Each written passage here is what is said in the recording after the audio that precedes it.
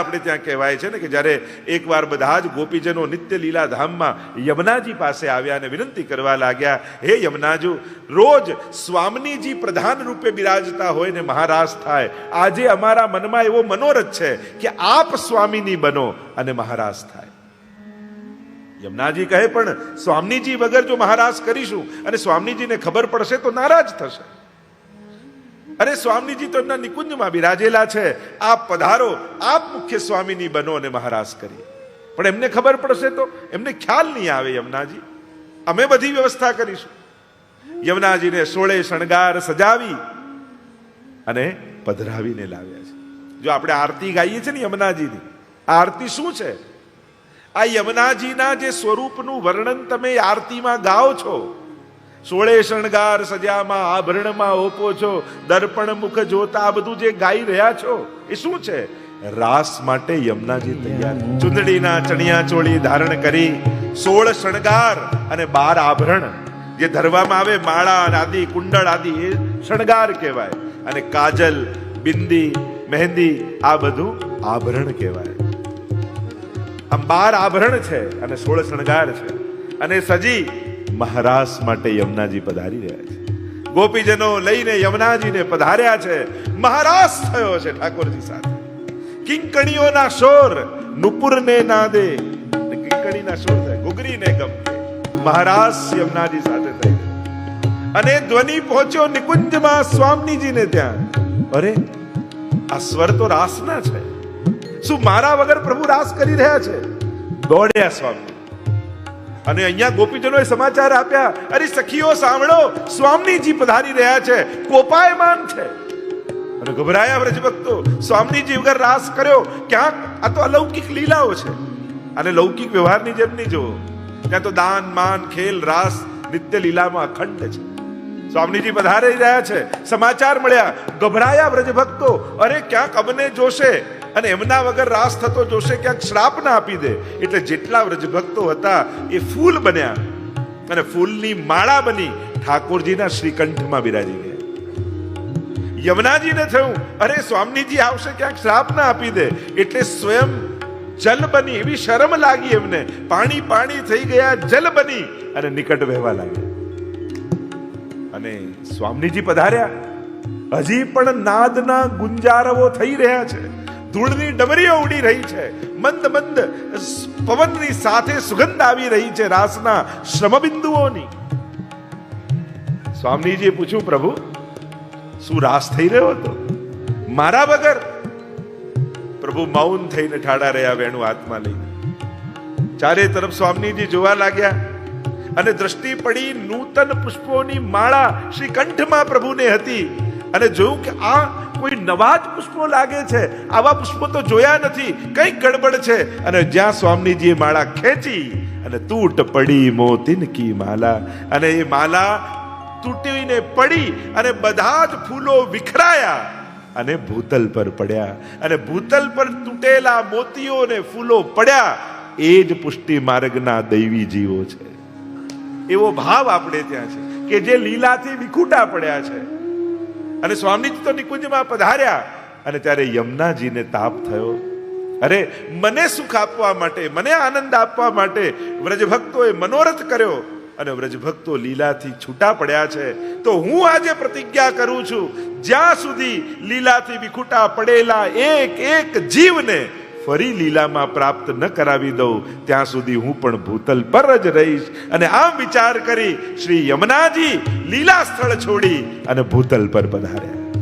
અને આમ ઠાકોરજીના એ ગોકુલના ઘાટ ઉપર સુંદર શોભ્ય જલ દ્વારા શ્રી યમુનાજી વહેવા લાગ્યા. તટ અંતર રૂડા. અને આ કમળની માળાઓ કઈ છે?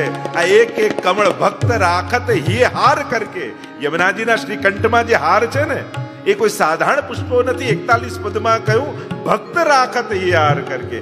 જ્યાં ભક્તો છે યમુનાજીના, એક એક પુષ્પ અને કમળ બની શ્રી યમુનાજી પોતાના શ્રી કંઠમાં ધારણ કરે અને ઠાકોરજી પધારે ત્યારે એ માળા શ્રી ઠાકોરજીને ધરાવી દે, વરી લે પ્રભુને. આવો ભાવ. तो श्री यमुना जी नेह कारण श्री यमुने प्रथम आई, भक्त के चित्त की वृत्ति सब जान के ताते अति आतुर जुधाई. 41 पद में आवશે આગળ. અને એટલા માટે શ્રી યમુનાજ તો સબન કો સુખ દેન, આ પ્રત્યેક દૈવી જીવોને એ પરમ સુખનું દાન કરવા માટે શ્રી યમુનાજી ભૂતલ પર વધારે. અપીય સંગ કરત સેન, એક એક જીવને જુએ એટલે ઠાકોરજીને ઈશારો કરે, પ્રભુ આ દૈવી છે. અને ઠાકોરજીને ઈશારો કરે તો ઠાકોરજી શ્રી મહાપ્રભુજીને કહે, સંકેત કરે.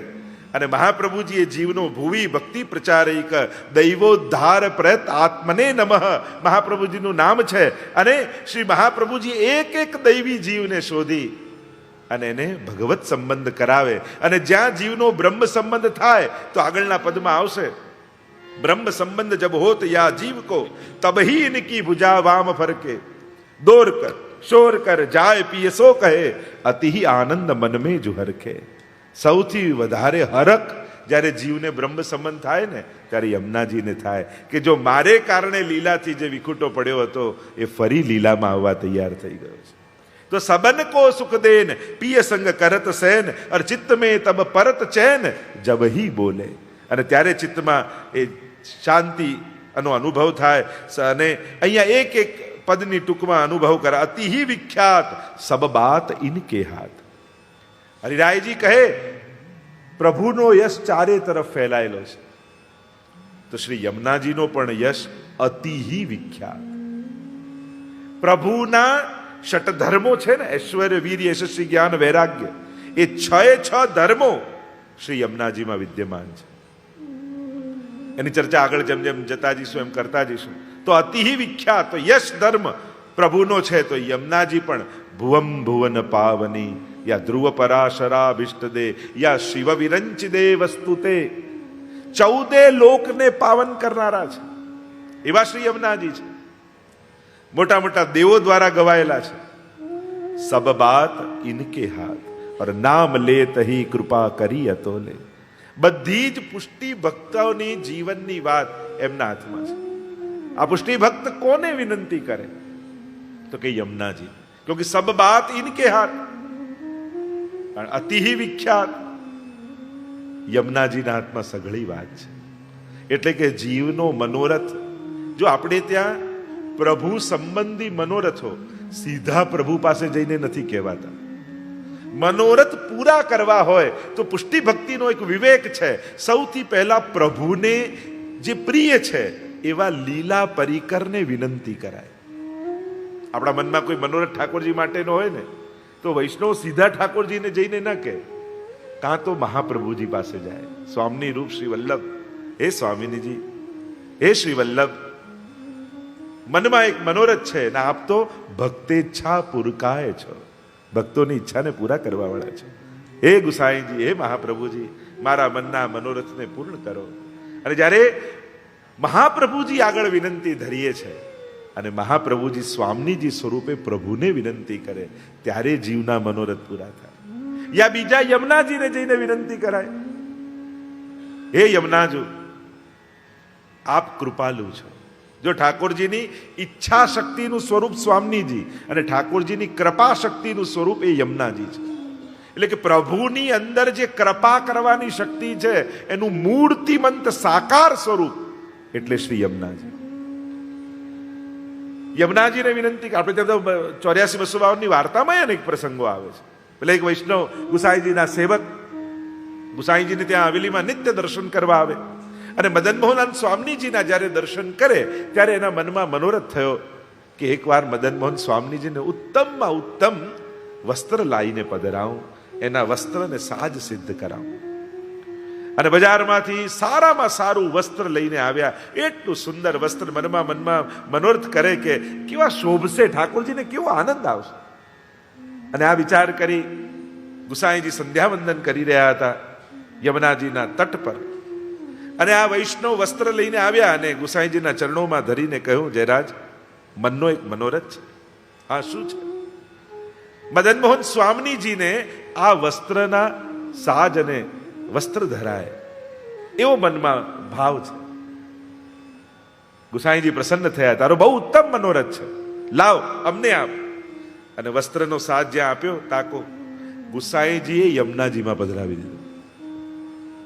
અને એ વૈષ્ણવ જોતો જ રહી ગયો કે અરે ન ગમ્યું કપડું તો કહી દીધું હોત, તું બદલાવીને બીજું લઈ આવત. આ રંગ ન ગમ્યો તો બીજો લઈ આવત. પણ યમુનાજીમાં પધરાવી દીધું. મારો મનનો મનોરથ રહી ગયો, મનમાં તાપ થયો, ન રહેવાયો. એટલે ગુસાઈજીને દંડવત કરીને વિનંતી કરી કે જયરાજ, મારા મનમાં મનોરથ હતો કે આ કપડાનું સુંદર વસ્ત્ર ને સાજ ઠાકોરજીના થાય, અને આપે યમુનાજીમાં પધરાવી દીધું. ત્યારે ગુસાઈજીને થયું, આ હજી યમુનાજીના સ્વરૂપને જાણતો નથી. એમ કર વૈષ્ણવ, તું યમુનાજીમાં ડૂબકી લગાવ હમણાં. જયરાજ હમણાં ક્યાં, હું તને આજ્ઞા કરું છું, હમણાં ને હમણાં યમુનાજીમાં ડૂબકી લગાવ. અને જ્યાં યમુનાજીમાં ડૂબકી લગાવી ત્યાં ભીતર ભીતર ભીતર ભીતર ભીતર ભીતર ભીતર છેક નીચે સુધી પહોંચ્યા. અને જ્યાં ખોલીને જુએ તો સુંદર રત્ન જડિત પુંજ નિકુંજો દેખાય. દ્વારની ભીતર પ્રવેશ કરી ગયા. અનેક પ્રકારની નિકુંજો આવતી ગઈ, માણેકની, નીલમની, પોખરની. અને ભીતર જતા જતા જતા છેક જ્યારે અંદર પહોંચ્યા ત્યાં સુંદર સુવર્ણનું રત્ન જડિત સિંહાસન હતું. મદન મોહનલાલ અને સ્વામીજી યુગલ સ્વરૂપે ત્યાં બિરાજ્યા હતા. અનેક ગોપીજનો આસપાસ ઠાડા છે. કોઈ ચમર ઢુરાવે છે, કોઈ મોરછલ કરે છે, કોઈ પંખો કરે છે, કોઈ બીડું આરોગાવે છે. અને જ્યાં પેલા વૈષ્ણવે ધ્યાનથી જોયું તો જે વસ્ત્ર એણે પધરાવ્યું હતું એ જ વસ્ત્રના સાજ અને વસ્ત્ર ધારણ કરી ઠાકોરજી, સ્વામીજી અને સમસ્ત ગોપીજનો બિરાજમાન છે. અવાક બનીને જોવા લાગ્યા. અરે મેં તો મારી આંખે જોયું કે યમુનાજીમાં પધરાવી દીધું. યમુનાજીમાં ગુસાઈજીએ પધરાવ્યું નથી, યમુનાજીને આપ્યું છે કે આપ સિદ્ધ કરીને સર્વ સ્વરૂપોને ધરાવો. અને આ જોતાની સાથે જ અશ્રુપાત થવા લાગ્યા. અરે ગુસાઈજીએ કેવી કૃપા કરી, મારો મનોરથ યમુનાજીના હસ્તે સિદ્ધ કરાવ્યો. જો મનોરથ પૂરો થાય એ તો મહત્વનું છે, પણ કોના હાથે પૂરો થાય ને એ વધારે મહત્વનું છે. એટલે આપણે ત્યાં એક પ્રકાર પુષ્ટિ માર્ગમાં રહ્યો. કોઈ ઠાકોરજીના શણગાર પણ કરાવીએ તો એક ભાવ થાય, જે આપ જ્યારે પધારો ત્યારે આપના હાથે ધરાવું છે.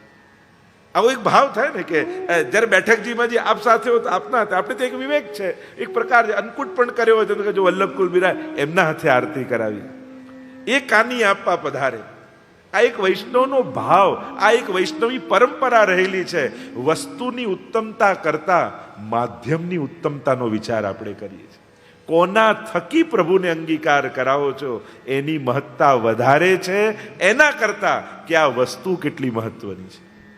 પ્રભુ વસ્તુ કરતા પણ હાથને પહેલા જુએ છે કે કયા હાથથી ધરાય છે, કોણ ધરી રહ્યું છે. આ વૈષ્ણવી વિવેક છે.